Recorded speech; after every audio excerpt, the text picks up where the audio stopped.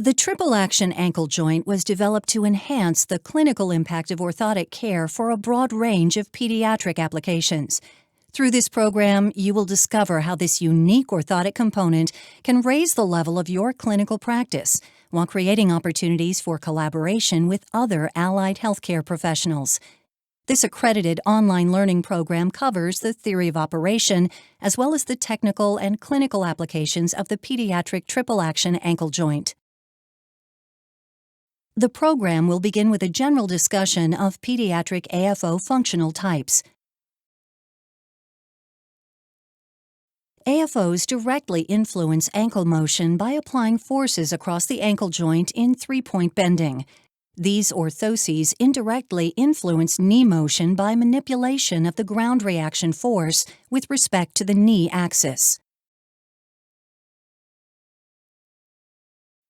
This orthotic influence at the ankle and knee results from the AFO's ankle alignment and resistance to ankle motion. This influence may be fixed or adjustable.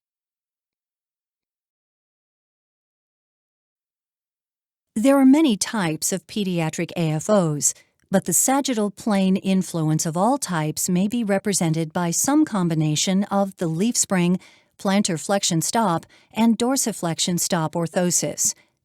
Leaf spring AFOs permit active resisted ankle motion when the ankle moves away from the fixed ankle alignment of the orthosis. These orthoses are commonly used to treat mild swing phase gait deficits as well as foot and ankle postural abnormalities. Plantar flexion stop AFOs provide high resistance to plantar flexion at a fixed or adjustable flexion angle while permitting free dorsiflexion. These AFOs find application in the treatment of spastic equinus with or without knee hyperextension. Plantar flexion stop orthoses are not used to treat knee flexion instabilities or spasticity. Dorsiflexion stop AFOs provide high resistance to dorsiflexion at a fixed flexion angle while permitting free plantar flexion. Dorsiflexion stop orthoses are used to treat knee flexion instabilities resulting from knee extensor insufficiency or crouch gait resulting from knee flexion spasticity or contracture. Dorsiflexion stop orthoses are not used to treat plantar flexion spasticity or when there is spastic co-contraction at the knee, such as in jump gait. The solid AFO is the combination of plantar flexion and dorsiflexion stop types. These orthoses have fixed ankle alignment. Solid AFOs are typically used for static positioning to maintain range of motion, or to provide support for the ankle and knee when combined with tuned shoe rocker modifications. Triple-action AFOs provide features found in the other functional types in addition to independently adjustable resistance, range of motion, and alignment adjustments. These orthoses are well suited to the management of complex, combined, or changing ankle and knee deficits. Triple-action AFOs can be used to actively treat plantar flexion spasticity, knee hyperextension, knee flexion instabilities, or crouch gait. They are also suitable for post-surgical support and can be used for contracture management. This discussion is focused on the theory of operation and is intended to help explain how this unique orthotic component can be used to impact the design and function of pediatric AFOs. To explain how the triple action works, its operation will be compared to the more familiar double-action ankle joint. The double action is a versatile orthotic component that can be used to assist or block ankle motion depending on whether springs or pins are installed in its anterior and posterior channels. Double-action springs provide moderate resistance to ankle motion, making them best suited to the management of mild swing phase gait deficits. These springs permit a high range of active motion, and so are best suited for patients with low activity levels. This animation illustrates how the stirrup moves inside the double-action ankle joint. Note that as the stirrup moves, The springs maintain contact with the stirrup head throughout its entire range of motion. The design of the double action links the springs together through the stirrup head and makes the dorsiflexion assist, plantar flexion assist, and alignment functions interdependent. This interdependence reduces the component's effective resistance to ankle motion and may significantly shorten the service life of the springs. Although the triple action ankle joint resembles the double action in its outward appearance, it functions very differently on the inside. The triple action is a highly versatile orthotic component that can be used to resist or block ankle motion. Triple action springs contain internal motion-limiting pins in the anterior and posterior channels. Since triple action springs provide high resistance to ankle motion, they are well suited to the management of severe swing and stance phase gait deficits. Triple action springs are highly durable, making them an ideal choice for the most active patients. This animation illustrates how the stirrup moves inside the triple action ankle joint. Note that as the stirrup moves, the springs make and break contact with the stirrup head. This make and break contact isolates the actions of the springs, allowing the resistance, range of motion, and alignment functions of the triple action to be independent. This design increases the active resistance of the component and also helps increase spring cycle life by more than 20 times when compared to traditional metal ankle components. Triple action springs provide higher resistance than double action springs. All triple action ankle joints come standard with 2 spring options: Spring 1, standard resist, and Spring 2, high resist. With the addition of the optional booster spring staged resist adapter, or SRA, a total of 5 unique spring configurations are possible.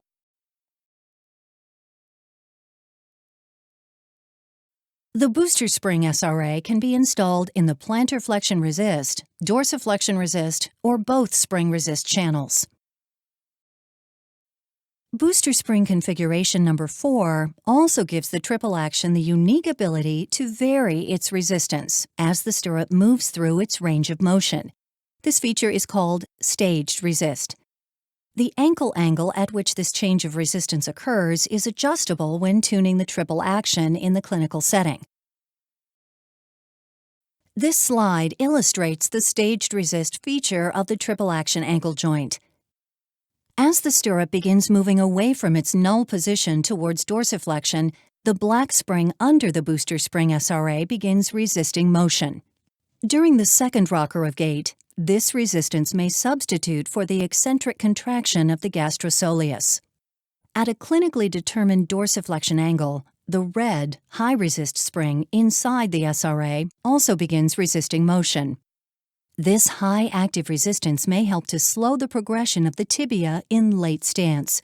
The combined action of the 2 springs in the booster spring SRA can be tuned to stabilize the knee against flexion, while limiting hyperextension in late stance. This slide illustrates how to adjust range of motion. The range of motion in plantar flexion and dorsiflexion may be independently adjusted. Turning the adjustment screws clockwise decreases range of motion by 5 degrees per turn. With the adjustment screws tightened fully clockwise, the component's range of motion is locked at 0 degrees. This is the reference setting for the component's range of motion adjustment.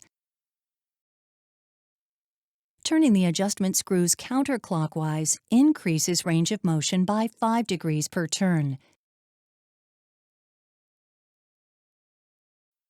The following animation will illustrate the effects of the range of motion adjustment for 2 spring options: standard resist spring number 1 and booster spring number 3.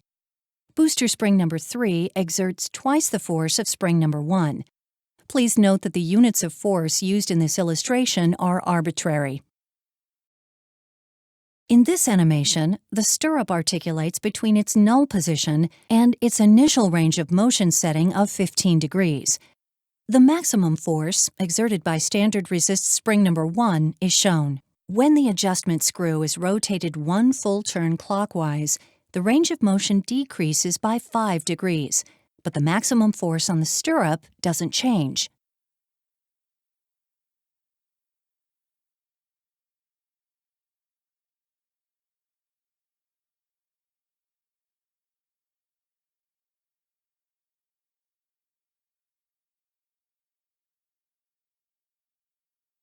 When booster spring number 3 is installed, the maximum force exerted is twice the amount of spring number 1.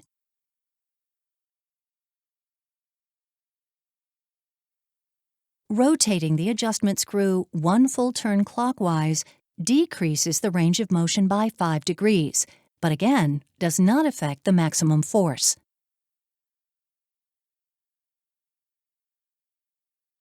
This animation illustrates that the maximum resistance of the triple action ankle joint is determined only by the spring configuration.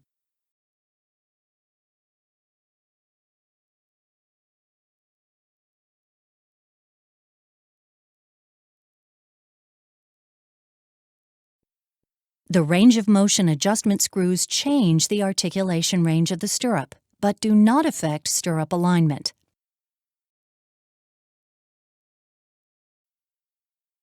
The alignment setting rotates the component body about the pivot bushing, maintaining the joint center as the component articulates.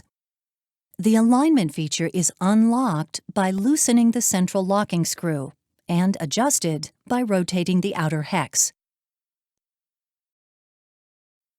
The independent action of resistance, range of motion, and alignment have been shown to systematically influence gait in biomechanical studies. The effect of these component settings may also depend upon the nature of biomechanical deficits. Separating the influence of component settings also facilitated the development of the triple action tuning procedure. This procedure helps to simplify adjustments in the clinical setting. The triple action tuning procedure resembles prosthetic alignment and will be described in greater detail later in this presentation. AFOs can help kids walk better and more independently. They can also help to maintain range of motion or decrease pain following surgery. The triple action ankle joint was developed to maximize the clinical benefits of pediatric AFOs.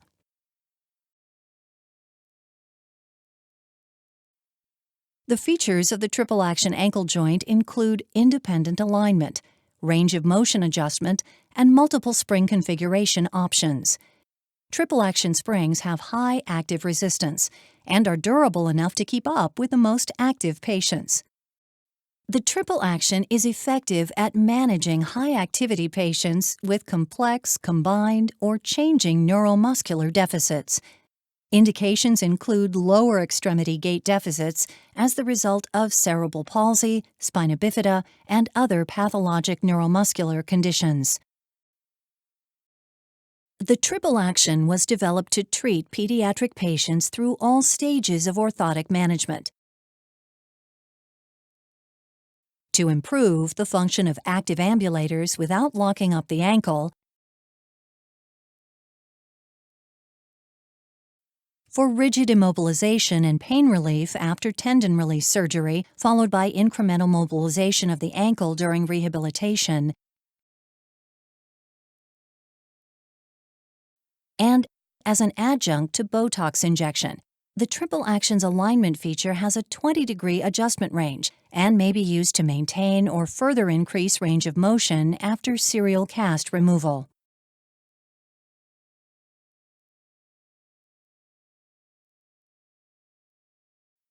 These three applications of the triple action ankle joint span the full range of pediatric lower extremity orthotic care and demonstrate the versatility of this unique orthotic component.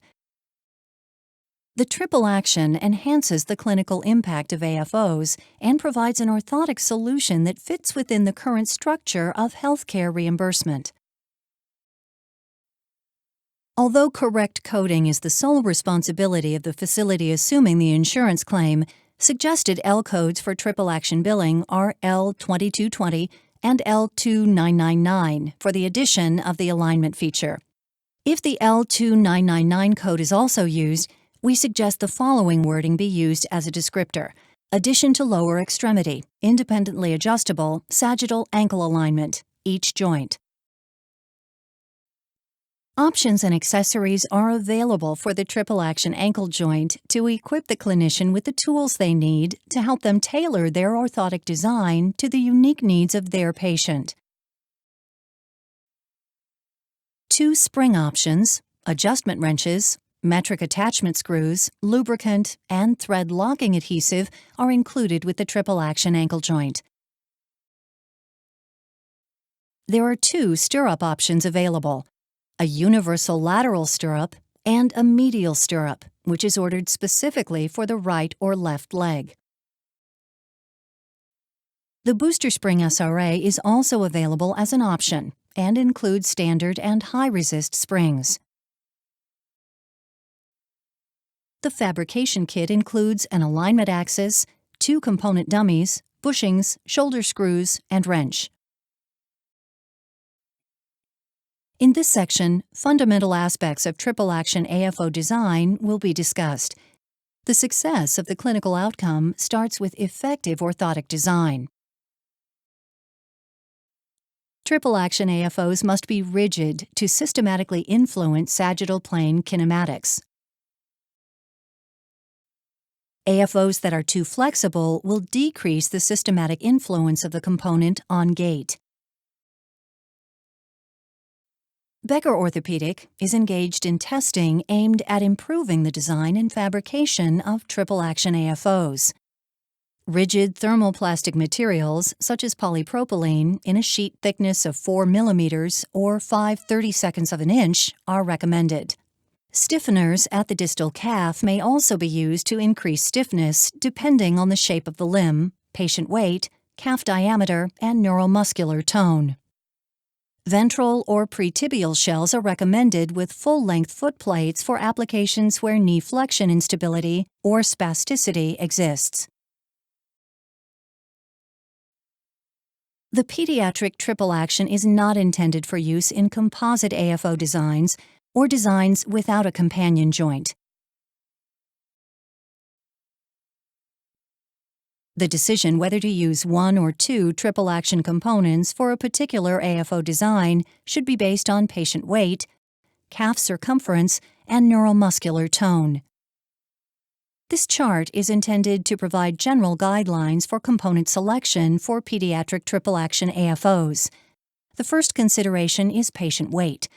The patient's level of spasticity is then used to determine whether 1 or 2 triple action components is appropriate, with or without booster spring SRAs. 1 triple action paired with a medium tamarack companion joint will be suitable for many applications. It is recommended, however, that all post-surgical AFO designs use 2 triple action components to ensure maximum stability, even for smaller, low-tone patients. The maximum recommended weight limit for the pediatric triple action is 50 kilograms, or 110 pounds. In some cases, the component may be appropriate for a heavier patient depending on their spasticity and activity levels. Please contact a Becker Orthopedic customer service representative for assistance with these clinical applications.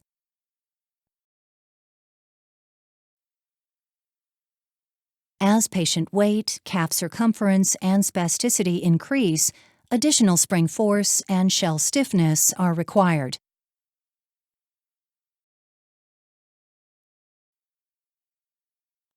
This illustration summarizes the general recommended starting point for triple action AFO designs. 4 mm or 5/32 of an inch polypropylene is recommended for pediatric triple action AFOs. This thickness may be reduced for some designs by using stiffeners to enhance rigidity. If a single triple action is used, stiffeners may be required for moderate size or spastic patients. Stiffeners placed at the distal aspect of the calf section may improve the rigidity of the orthotic shell. Using 2 triple action components will achieve maximum stiffness and will also provide the highest active resistance to ankle motion. There are just a few special considerations when fabricating AFOs using the triple action ankle joint. The following section will provide the orthotist and technician with some useful tips. Prior to fabrication, the ankle angle of the mold should be corrected to the clinical management angle. This will determine the AFO footplate position when the triple action alignment setting is set to 0 degrees. For active ambulators, the starting point for the clinical management angle should be set to 5 degrees of dorsiflexion. The patient's ankle should possess range of motion above and below this position. If the patient's dorsiflexion range of motion is limited, correct the mold to the patient's maximum dorsiflexion angle at R2 by Tardot, evaluated non-weight-bearing with the knee fully extended. Please note that the orthosis or shoe may need to be posted to accommodate this ankle position with the shank inclined. If the AFO is used to manage a plantar flexion contracture, correct the mold to the dorsiflexion alignment anticipated at the end of contracture management. Set the alignment axis 13 to 25 millimeters or 1/2 to 1 inch proximal to the anatomical ankle axis. This will position the stirrup above the collar of the shoe.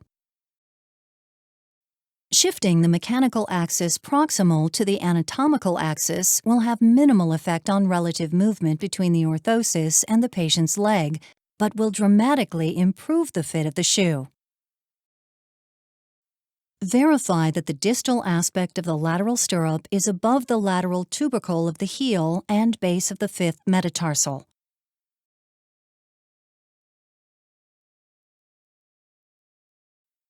If you are using a medial triple action component in your orthotic design, be sure to verify that the distal aspect of the medial stirrup is plantar to the navicular.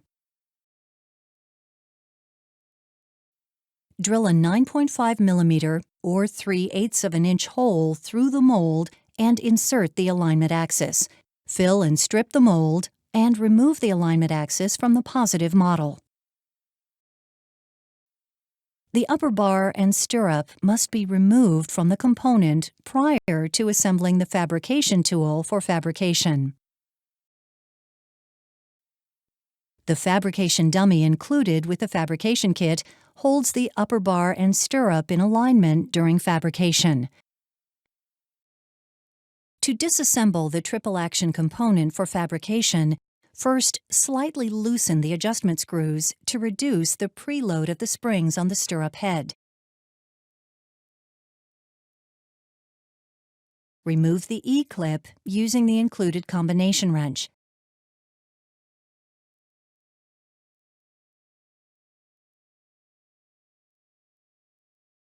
Remove the pivot bushing.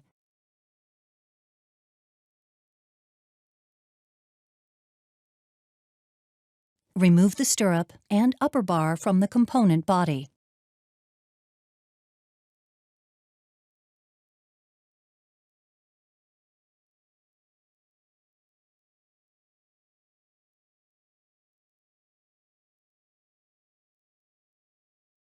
To assemble the fabrication tool, correctly orient the stirrup and upper bar with the component dummy.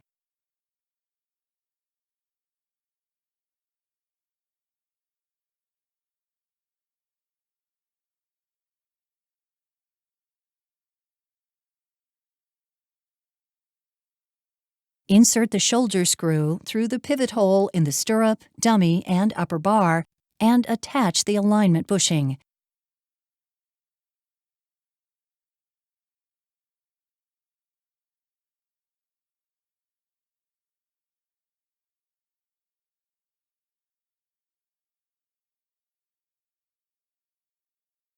Ensure that the stirrup head is seated firmly against the fabrication dummy alignment pin. Gently tighten the alignment bushing using the combination wrench and 4 mm hex wrench.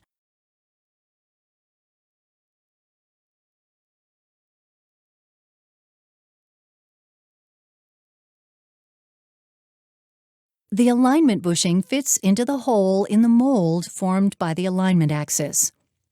It is important not to bend or mar the upper bar and stirrup where they contact the component. Doing so will damage the component. Prepare the mold for thermoforming and lightly coat the component using talcum powder or cornstarch. Heat the polypropylene sheet to a thermoforming temperature of 185 degrees Celsius or 365 degrees Fahrenheit to stress relieve the sheet.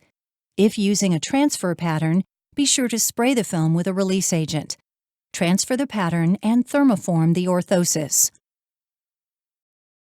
Draw the trim line 45 millimeters or 1 3/4 inches proximal to the joint center for the tibial section. Draw the trim line 19 millimeters or 3/4 of an inch distal to the joint center on the foot plate section. Reassemble the triple action. First apply Teflon grease to the stirrup and pivot bushing.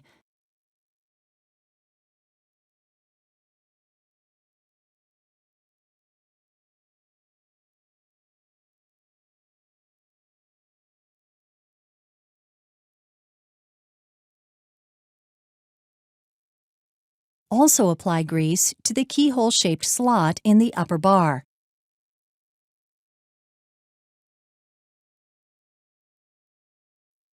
Attach the upper bar to the component body. Insert the stirrup and install the pivot bushing.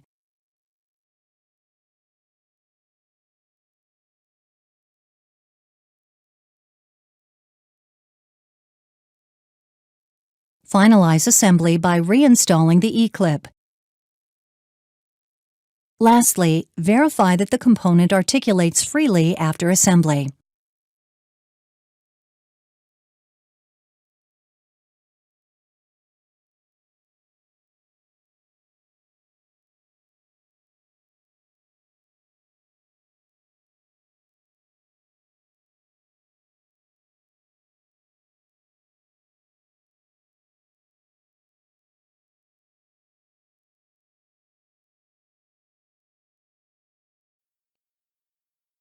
If a free motion companion joint is used, install the joint on the medial side of the ankle. A good choice for a companion joint for the pediatric triple action is the medium-sized tamarack flexure joint. The tamarack, when installed using tamarack caps, has been validated through mechanical testing as a suitable companion joint for pediatric triple action AFOs. Tamarack caps improve AFO stiffness and minimize joint motion while improving the control of total contact footplates.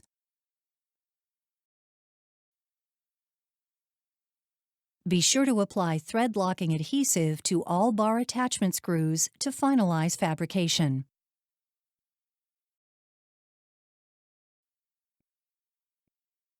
Tuning a triple action AFO is faster and easier than you may think.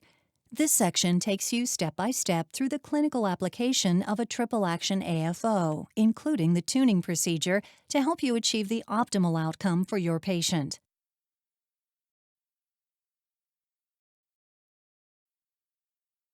The triple action tuning procedure focuses first on segmental tuning by defining specific events for observational gait analysis. The procedure is a useful starting point for a broad range of clinical applications. This procedure consists of bench adjustment, static alignment, swing phase alignment, and stance phase adjustment. Prior to beginning the tuning procedure, the appropriate spring configuration must be installed. For this example, let's assume that the patient presents with hemiparetic gait type 2 as defined by Rada et al. This posture is described as true equinus with knee hyperextension. Let's also assume that the patient weighs 30 kilograms or 66 pounds and has high spasticity. Becker Orthopedic provides general guidelines for the selection of the orthotic design for gait patterns in spastic cerebral palsy. These guidelines are intended to serve only as a starting point for the design of triple-action AFOs. Based on these guidelines, the design of the triple-action AFO for this patient would be a dorsal, also known as a posterior calf section with a sulcus length footplate. A single triple-action ankle joint would be used with a booster spring SRA. This slide summarizes the features of this particular AFO design. The orthosis would be fabricated using 4 mm or 5/32 of an inch thick polypropylene sheet. The triple-action component would be mounted on the lateral side of the AFO and paired with a medium-sized tamarack flexure joint with caps on the medial side. The joint axis would be mechanically aligned but shifted 13 mm or 1/2 inch proximal to the apex of the lateral malleolus. The triple action would be configured with booster spring number 4 in the plantar flexion channel and spring number 2 in the anterior channel. This video illustrates installation of the high-resistance spring configuration number 2. First, remove the standard resistance spring and motion limiter pin from the component body.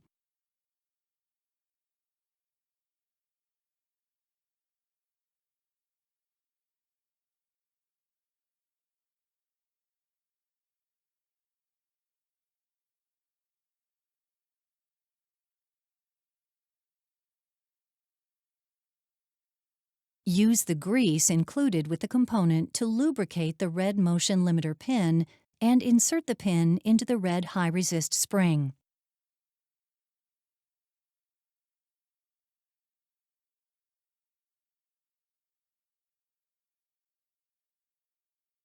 Wipe the excess grease from the outside of the spring.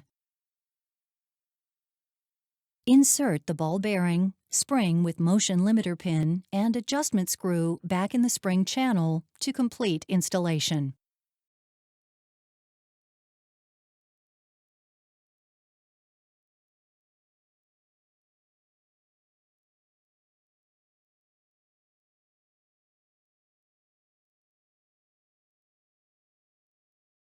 This video illustrates the installation of booster spring configuration number 4.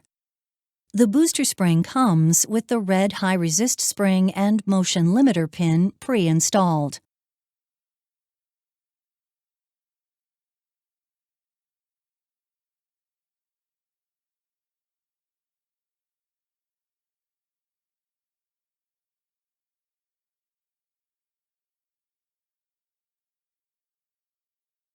Use the included grease to lubricate the booster spring pin and then insert the pin through the standard resist spring.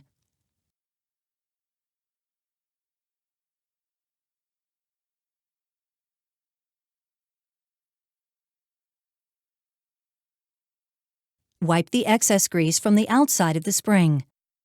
Apply a small drop of thread locker to the thread on the SRA. Insert the ball bearing and booster spring in the spring channel and gently tighten using the combination wrench.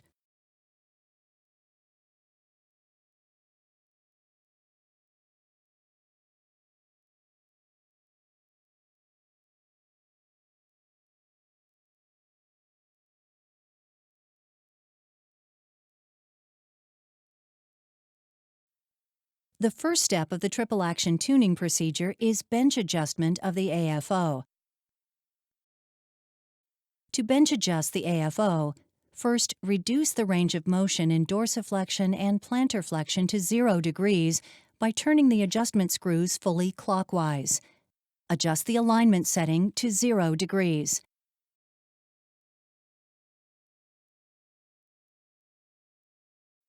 This video illustrates the bench adjustment procedure. Bench adjustment locks the AFO and positions the ankle angle at the clinical management angle.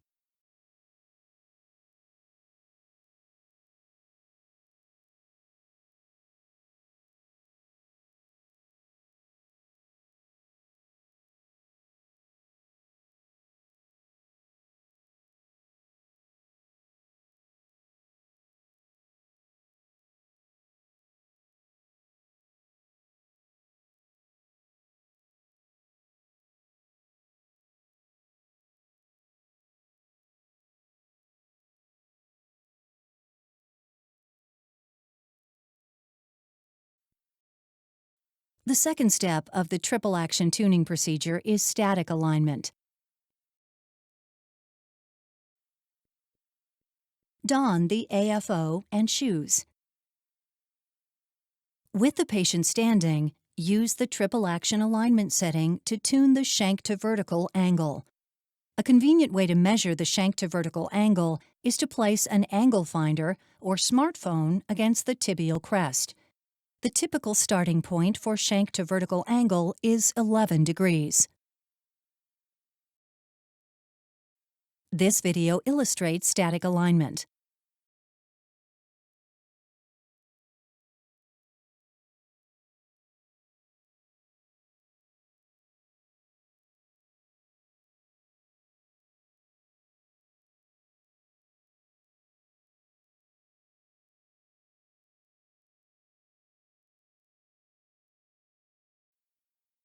During this procedure, optimize the patient's sense of balance and stability using subjective feedback and objective observation. If there is insufficient dorsiflexion range of motion to achieve stability, it may be necessary to lift the heel of the AFO in the shoe to incline the shank. The third step of the triple action tuning procedure is swing phase alignment.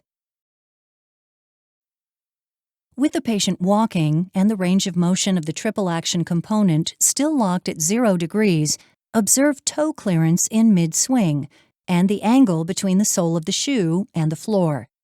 Use the alignment setting to optimize these two gait events. Please note that if there is insufficient range of motion or high tone in the gastrocnemius, increasing dorsiflexion alignment may reduce knee extension at terminal swing and decrease the foot-to-floor angle at initial contact. Observe step length symmetry by gauging the position of the heel with respect to the contralateral toe during this adjustment. The last step of the triple action tuning procedure is stance phase adjustment. This step involves mobilization of the ankle first in early and then in late stance. The triple action plantar flexion resist function has been shown to systematically influence the swing and early stance phases of gait, while the triple action dorsiflexion resist function has been shown to influence ankle and knee stability after mid-stance. The influence of these functions may be affected by the nature of the patient's biomechanical deficits. Early stance phase adjustment is performed with the patient walking. Begin this adjustment by mobilizing the first rocker. Increase the plantar flexion resist range of motion 5 to 10 degrees. Dorsiflexion resist range of motion will remain locked during this early stance phase adjustment. This video illustrates adjustment of the plantar flexion range of motion to 5 degrees by turning the adjustment screw one turn counterclockwise.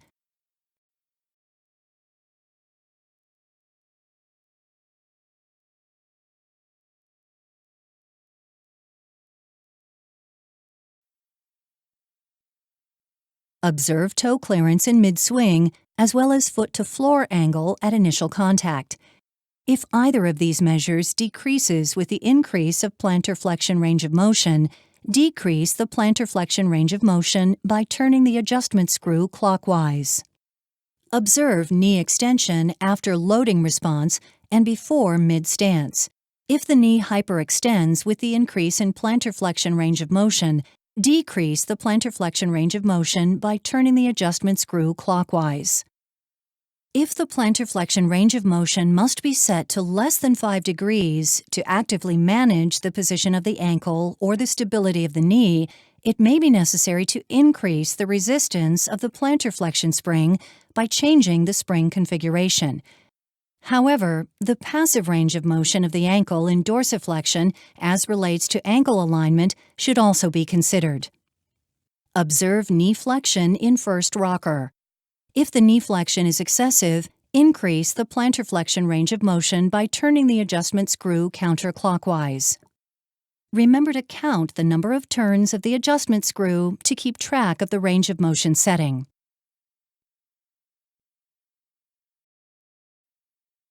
The last step of the tuning procedure is the adjustment of the dorsiflexion range of motion to tune knee stability in late stance phase. Late stance phase adjustment is performed with the patient walking. Begin by mobilizing the ankle in second rocker by increasing the dorsiflexion range of motion 5 to 10 degrees. This video illustrates adjustment of dorsiflexion range of motion to 7.5 degrees by turning the adjustment screw 1.5 times counterclockwise. Observe knee flexion after mid-stance.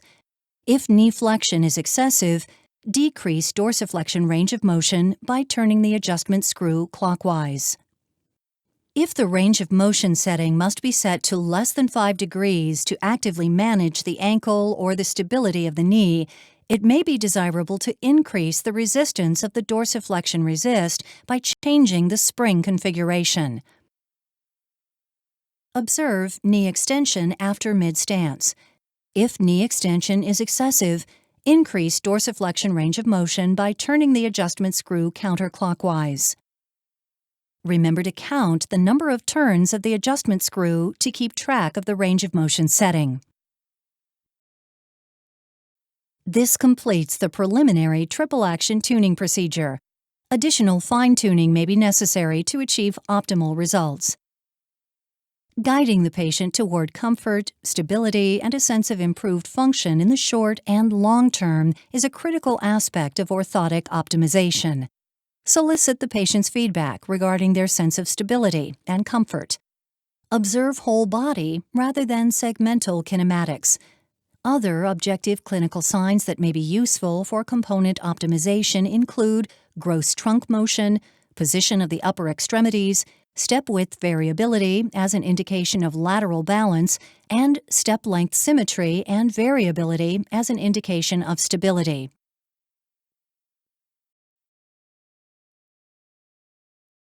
Prior to delivery of the AFO, ensure that the medial and lateral component settings on bilateral triple action AFOs are the same, and chart the spring configurations installed, range of motion, and alignment settings.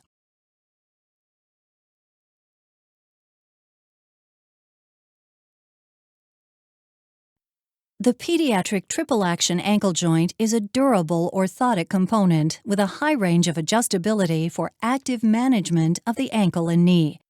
The component separates resist, range of motion, and alignment functions to simplify tuning and make the effective component's systematic influence on gait more visible.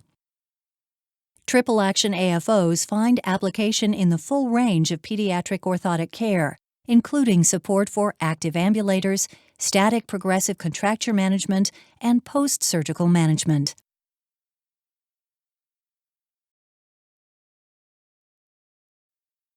Triple action orthoses can impact your clinical practice by providing a treatment program to help standardize and optimize the delivery of pediatric orthotic care, document patient progress, and create opportunities for collaboration with other allied healthcare professionals.